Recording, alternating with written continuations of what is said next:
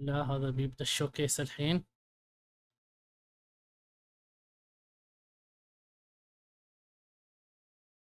لا بلاي ستيشن 5 برو يا شباب.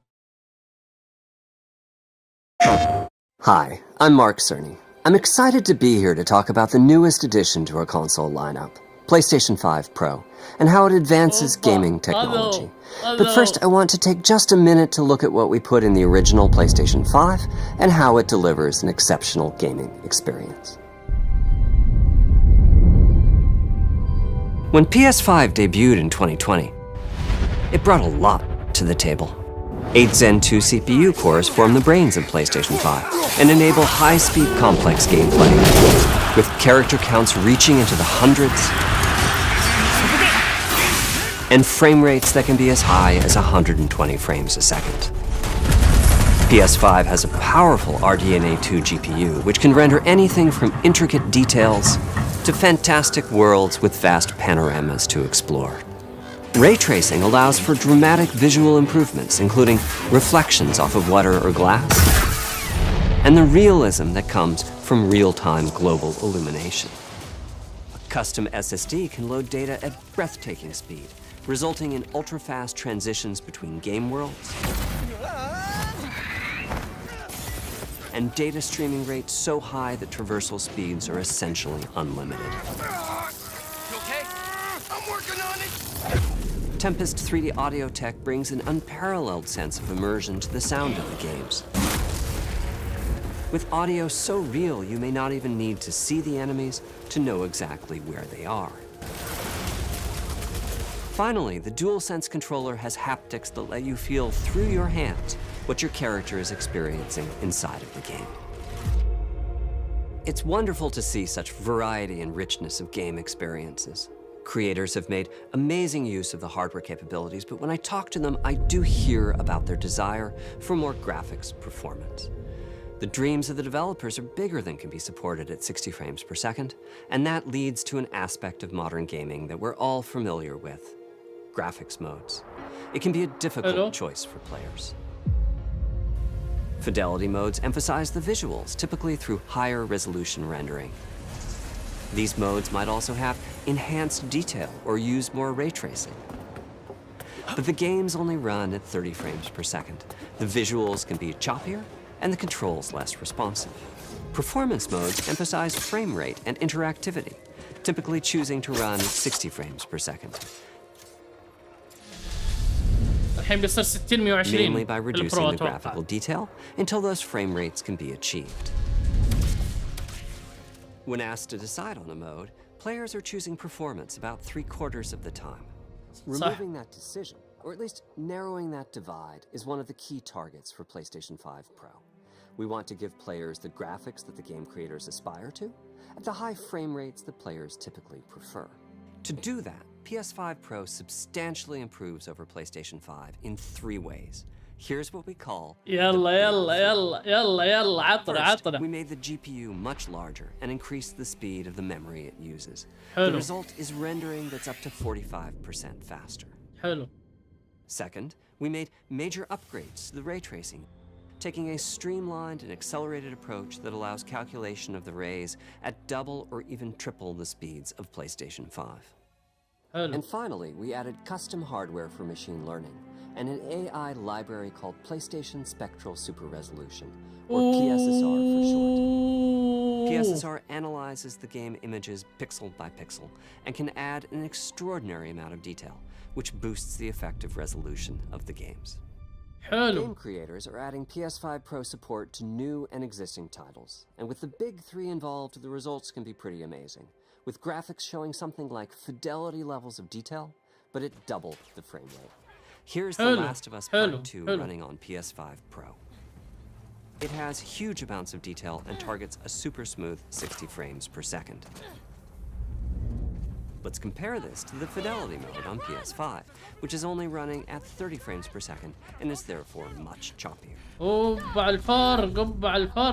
This goal of delivering almost fidelity-like graphics at performance frame rates has been achieved for a broad set of titles, including Marvel's Spider-Man 2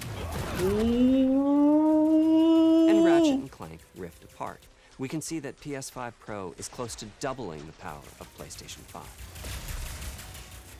Another way to compare the two consoles is to look at PS5 Pro versus performance mode on PS5, both of which target 60 frames per second. What we see here is a difference in detail. PS5 Pro is much sharper and crisper than PS5. For this, my favorite is the parade scene from Ratchet & Clank. Distant details are much clearer. And here we can see Marvel's Spider-Man 2 is noticeably higher resolution throughout the scene, including the trees and procedural cars. So overall, some remarkable improvement to the games. On PS5 Pro, we can see increased sharpness to the graphics or smoother and more responsive gameplay. This is the big three showing their value. As you've been seeing, machine learning via the PSSR library is being used quite broadly to add pixel detail and boost frame rate. But there are as many approaches as there are game engines. The increase in raw GPU power is being especially effective for Horizon Forbidden West. Apart from the detail boost, that extra graphics power is allowing for improvements to lighting and visual effects, as well as to the hair and the skin in cinematics. Open up, guys. Jorv's orders. Good enough for me.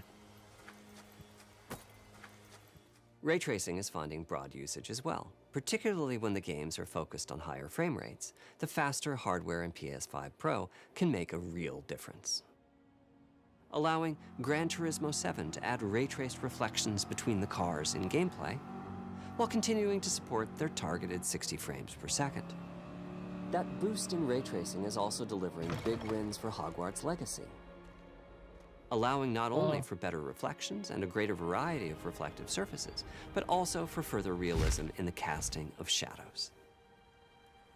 I hope you've enjoyed this run-through of the technology behind PlayStation 5 Pro. Simply put, it's the most powerful console we've ever built. طب نبغى الهارد ديسك PS5 family. Let me wrap this up by giving you a quick look at a number of games running on the new console. يا رب يكون 2 تيرا اس اس دي M.2 قصدي. شوف شكله.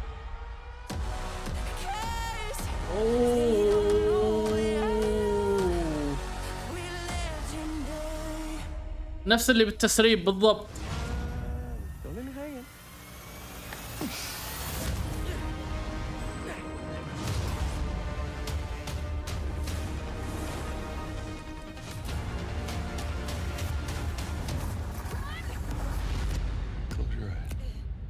It'll be worth it. Okay. اوبا. Did I do it? Oh, what is this? What's with all the neon?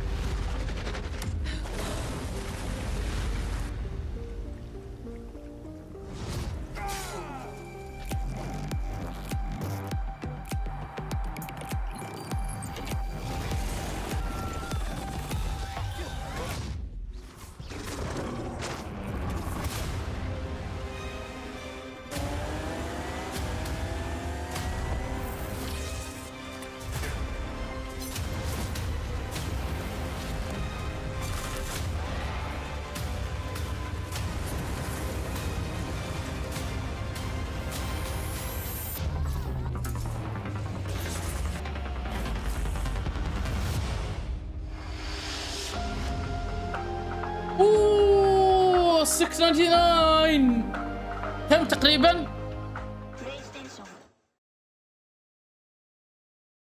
نشوف كم. تقريبا بيكون 2750 يعني. نحسب مثلا مع الضريبة.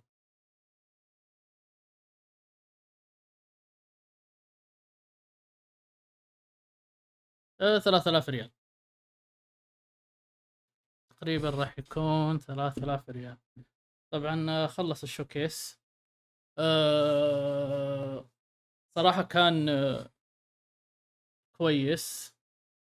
كنت أتمنى إنه يكون في تاريخ للريليس، يتكلمون شوي عن الاس اس دي، لأن البلاي ستيشن 5 العادي كان 800 جيجا، 800 ولا 600 كان، ما أذكر والله. كان قليل جدا. كنت اتمنى على الاقل يكون ال5 برو، اتمنى يكون اقل شيء 2 تيرا M.2 راح يكون كويس يعني، وتقدر برضو تحط عليه الاضافه. راح نشوف ان شاء الله متى بيحددون التاريخ حقه ان شاء الله، ونبقى على اطلاع.